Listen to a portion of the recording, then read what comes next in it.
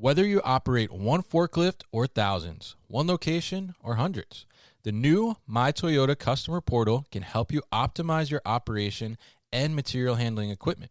This one-stop, free-to-use platform is designed to help you take control of your information and make smarter decisions, all at the touch of a button. Register and access your data today at my.toyotaforklift.com. That's my.toyotaforklift.com. With e-commerce off the charts, many small and growing warehouses are asking, how can I get ahead when my warehouse is barely keeping up? The answer is future-ready warehouse tech from Zebra Technologies. Warehouses can simplify and upgrade all processes, from automated inventory management to hands-free picking, with Zebra's tailored, scalable mobile solutions. They're simple and intuitive. There's never been a better time to upgrade for success with Zebra. How can your warehouse get ahead? The answer's in black and white. Get the answers at zebra.com/theanswer. That's zebra.com/theanswer. Businesses are retooling fulfillment operations, from warehouses to omnichannel, to meet new demand amid unprecedented labor shortages. 3PLs, retailers, B2B distributors, and others are turning to flexible fulfillment solutions like 6 River Systems to adapt and scale. 6 River Systems Fulfillment Execution System is an integrated solution that combines intelligent, cloud-based software and automation, including its autonomous mobile robot, AMR, Chuck. No costly or disruptive infrastructure changes, fast and easy associate training, and integrations with other warehouse execution solutions allow operations to meet labor challenges, increase efficiency, and enhance customer engagement. Go to www.6river.com to learn more. Go to www.6river.com to learn more.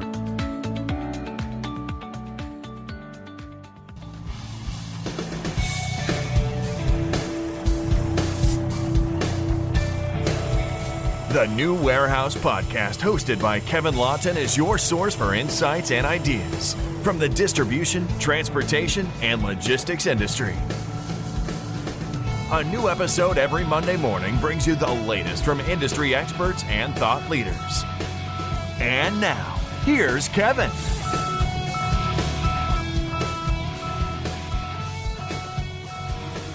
Hey, it's Kevin Lawton with the New Warehouse Podcast here at MODEX 2022. I am joined in the booth by A.K. Schultz. He is the CEO at SVT Robotics, and we're going to talk a little bit about SVT, what it is they do, get some updates on what they've been up to, and kind of the reception that they've seen here at MODEX and the interest. So, A.K., welcome to the show. Welcome to the booth. How you doing? Outstanding. Thanks for having me, Kevin. Definitely happy to have you here in person. Good to meet in person. So how has it been at MODEX this week? We're on the last day here, so. It's been amazing. Interesting thing is my voice is all gravelly because this is the most I've had to talk to people. Yeah. Like at an elevated voice for like 2 years. So, so I was not prepared for that. But outside of the voice, it's been fantastic. It's been an amazing show. We were hoping for a great turnout. Yeah. And we got far more than we expected. Yeah. It's pretty amazing. I think there's just pent-up demand for people to put their hands on things and actually commune as an industry.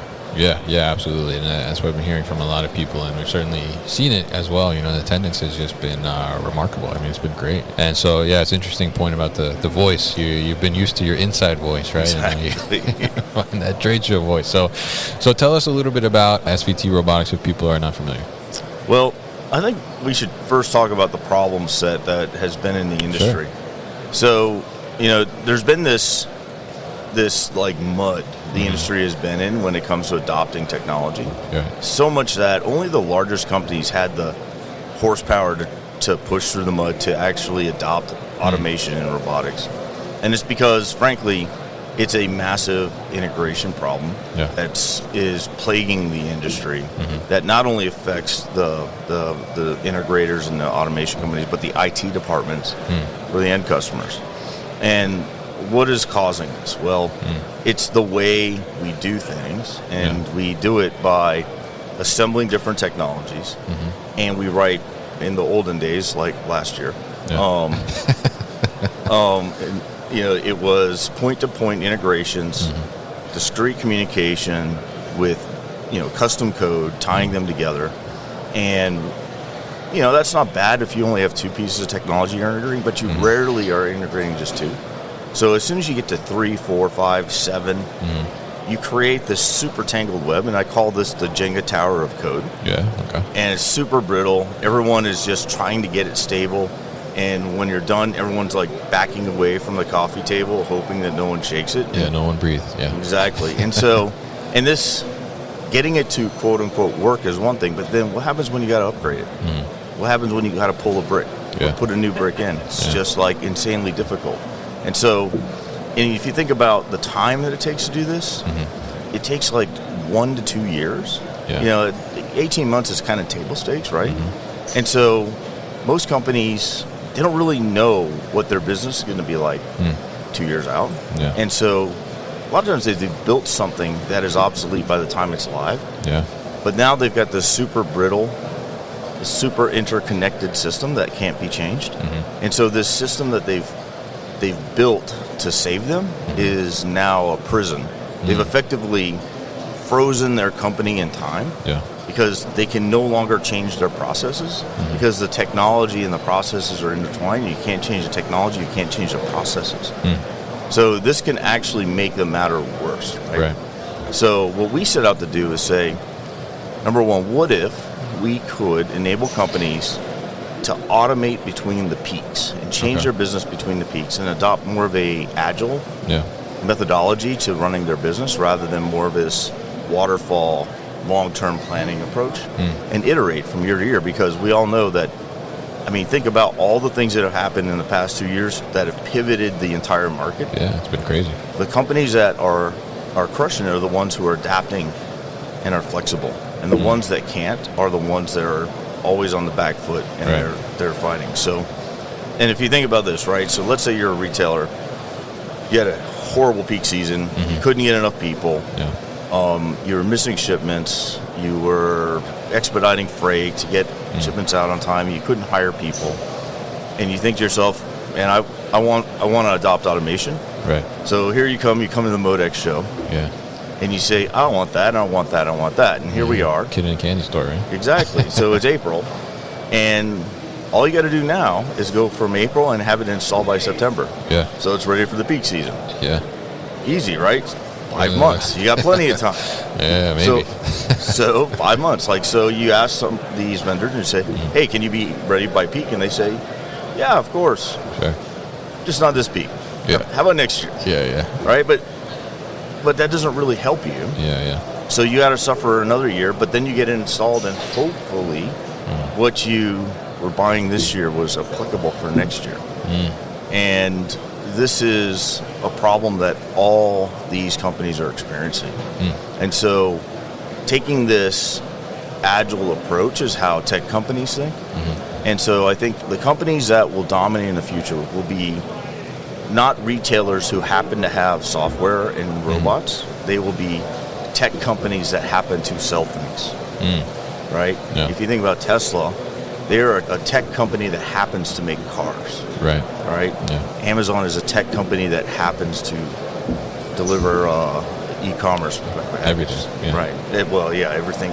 Now everything. Right. So, and this is the mindset. But the problem is that how do you do that when a company has no employee base and talent base and engineering base to do so? So we set out to build this platform that would democratize all this. Okay.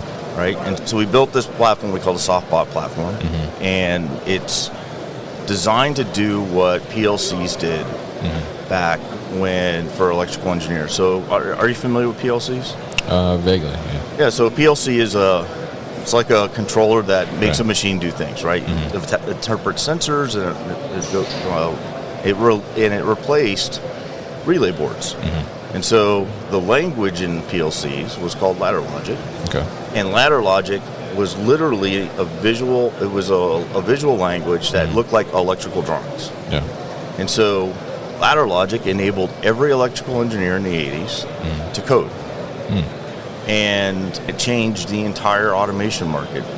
Well, we still have this problem with a higher level function inside business logic. Yeah. And so we decided, what if we could build the same thing, a visual language for industrial engineers and operations people? What is their syntax? They don't know Java, they don't know C#. but they know process flow. Yeah. And so if the visual language is process flow, and you hook things together, and every time you drop a process block on, it creates code behind the block. Right. And so that's what we did. So if you come, and you look at our technology, essentially any operations or a savvy operator who has understands things like if then, right? They can do this. Okay. Industrial engineer can do this, and that's what we went out and built. Yeah, and it's very interesting. I mean, I think it's something that's very needed in the market. Obviously, as you said, the problem statement there. I mean, then the fact that you're looking at bringing these robots and different automation things into your landscape and your warehouse distribution center. You may end up with a bunch of different solutions, right? And maybe you're a smaller business and you don't necessarily have like a programmer on staff, or maybe you don't have the money to go out and get a programmer, and you're not really sure where to start there. So I think what you've done with the Softbot platform and really enabling just that simple drag and drop. I mean, it's pretty incredible. So I'm curious, from MODEX, obviously we talked about there's a lot of attendees. So what have people been saying, or what has been their reaction as they're coming to your booth and understanding your technology? I mean, it's been amazing. Yeah. It's more than we ever hoped. I mean, we hoped that the response would be this, and it's been actually a little overwhelming. Yeah. The booth has been packed and people just digging in, and it's amazing, right? So and by the way, it's not just end customers coming to the booth. There are robot companies coming to the booth. Yeah. There are integrators coming to the booth, and ultimately we're building this product for what we call the integrator persona. And that integrator persona could be working for an integrator, but it could also be working for a robot company, or it could be working for the end customer. The integrator persona is the person who actually makes the technology go live. And ultimately, this is a tool set for the people who make robots go. But what we've done is made it more accessible to people other than coders. And so think about this. There are, I ran the numbers, based on my experience. I've got a ton of experience in the industry. I've been doing this for a while. I tallied it up, and I don't know, I've been involved in one way, shape, or form in like $750 million worth of automation projects in my career. So I've got the scar tissue to know what this all looks like, but and so when I tallied it all up in the market, my estimate is there's about 15,000 integration professionals in this industry, and some of them, it's a lot, but it's actually not a lot, right? So there's software engineers, but there's also like project managers, business analysts, consultants, IEs, right? And all these personnel are what make up the system designs. Problem is, if you look at robot demand, everyone pretty much agrees that demand will double in the next few years. So if we just do it the old way, we will need to take these 15,000 people and create another 15,000, have 30,000 people in our industry doing this. It will not happen, because it takes forever to create people who know how to do this. So if you do not encapsulate that knowledge in a product that allows somebody who's smart but inexperienced to execute, then we will never meet demand. In fact, my belief is that the growth rates we're seeing are not actually the demand rates. They are the constraint rate that the industry is able to meet. So if we can unlock the power and enable the 15,000 people to do the work of 30,000 or 40,000 people, because they have a tool set that provides them a tailwind through this process rather than a headwind, this industry will explode. And it will literally be the rising tide. It will really be the non zero sum game, right? Like, it's super exciting to see the potential of what could be. I think so. And I think being able to make the platform like you did, and so easy, and like you said, if visual process flow, I mean, you can do it. I mean, and like I know nothing about coding, and I've seen the Softbot platform, and I think it's incredible. I mean, I'm sure I could figure it out. So Yeah. I've only worked as a operations manager, warehouse manager, and to be able to figure something out like that on that level, I mean, I think is a huge thing, and I think it makes all of this technology and automation and robotics more digestible, I think, to the operations side of things, and more understanding of how can things actually flow, and what flexibility do I have, and like you said, if I need to take something out, I can just easily take something out. I need to put something in, and easily put it in, without getting a huge IT project underway, right? So which is definitely a big thing. And so now you mentioned that you've been in the industry for quite some time, and you've been involved in a lot of different things. So looking at MODEX this year and all the robots that are here and automation, I mean, where do you think really the industry is heading in that next step? Well, I don't know how many robot companies are here, but I heard a number that was over 200 or something like that. That's crazy, yeah. And I think back 10 years ago, maybe there was 30. Yeah. Maybe. I mean, like, think about like the whole concept that the robots are coming. The robots are here. It's they have arrived. Yeah. They have arrived. The cost of ownership's come down. The technology that enables companies to enter the market has become simpler. It's happening, and so now we need to find a way to get a robot that lands on your shipping dock into production and into your process, and that's it's interesting. So SVT, I don't know if you knew this, but SVT stands for Simplicity, Velocity, and Transparency. Okay. Oh, I didn't know that. So we've been talking about how do we make it simpler for people to adopt. We also believe in transparency. So as you drop these code blocks in, like all the source code's there, right? Yeah. You have access to it. Also, you have access to all the data streaming through on a common timestamp from disparate systems, which don't underestimate the difficulty of not having common timestamps, like in one consistent flow. Yeah. But velocity is huge, right? So we've been able to deploy systems that we've never interfaced with before in 4 weeks, 8 weeks. We did an OPEX system with a partner, a SureSort. We deployed that with a homegrown WMS that we had never touched before, and that was live in 8 weeks.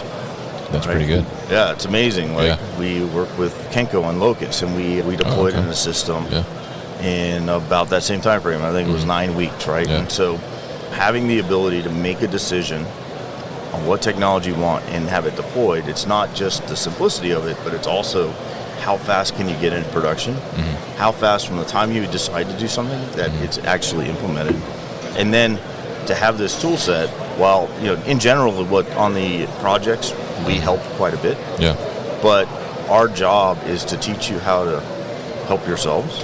And if you're a company that wants to help yourselves, all the tools are there. We are happy to have you self-support, or we can support you. And but we're not here to be a services industry, a services business. We want people to have the tool set so that they can self-manage. And whether that's a tool set for an integrator or a robot company or an end customer. Yeah, very interesting, and I think it's a good point. Being able to have that tool set, like you mentioned. The robot itself is a tool, but then you need a tool in itself to get that tool going, right? And you guys are bringing that to the table. So very interesting to talk to you, AK, and hear about SVT Robotics and the Softbot Platform and your perspective on the industry. If people want to learn more information about SVT, how can they do that? Well, just go to SVTRobotics.com. All right, cool. And we'll put all that information at thenewwarehouse.com as well. So, AK, thank you once again for coming by the booth and talking to us. You've been listening to the New Warehouse Podcast with Kevin Lawton. Subscribe and check us out online at thenewwarehouse.com.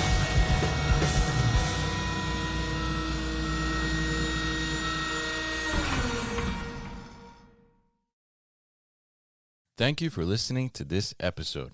If you want more content from the New Warehouse, check out our new video series called All Hands on LinkedIn. Just search for the New Warehouse on LinkedIn and follow along.